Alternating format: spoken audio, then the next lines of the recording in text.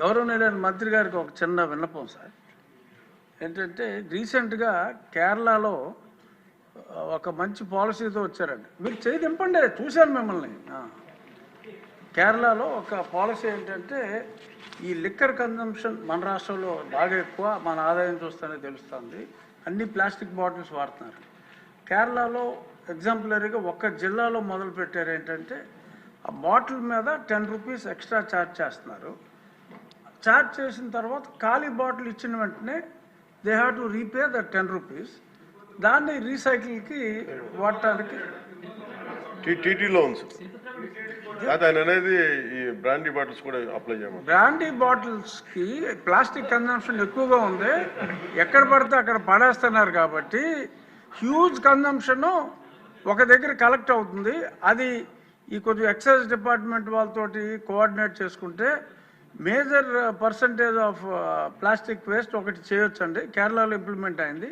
ఇంకొకటి ఏంటంటే ఈ సింగిల్ యూజ్ ప్లాస్టిక్స్ ఈ నిషేధానికి మీరు మీలాంటి హీరోస్ తోటి అడ్వర్టైజ్మెంట్ చేయాలి అంటే కొన్ని కోట్లు అవుతుంది. మీరు సంబంధిత శాఖ మంత్రిగా ప్లాస్టిక్ని నిషేధించండి అని మీరు జన సైనికులకి చెప్పారంటే ఎవడన్నా ప్లాస్టిక్ వేస్తే పట్టేసుకుంటారు వాళ్ళు.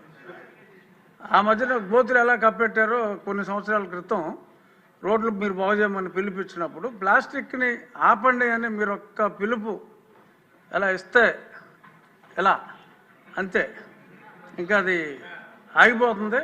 సో కాబట్టి సంబంధిత శాఖ మంత్రిగా మీరు ఆ స్టెప్స్ తీసుకుంటే డెఫినెట్గా ఈ ప్లాస్టిక్ భూతాన్ని అరికట్టాలంటే అది మీ వల్ల సాధ్యమయ్యే అవకాశం చాలా ఎక్కువగా ఉంది. కాబట్టి ప్లాస్టిక్ గురించి మీ అవగాహన ఇందాక మీరు చెప్పారు.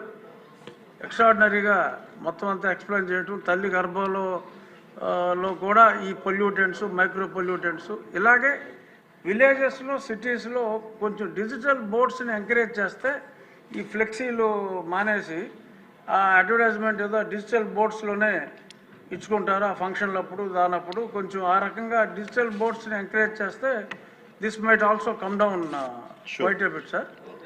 ఇది నా రిక్వెస్ట్ తమరికి. అలాగే ఒక్క నిమిషం, ఆయన బోండా ఉమా గారు చేతులు దింపట్ల. ధన్యవాదాలు అధ్యక్ష.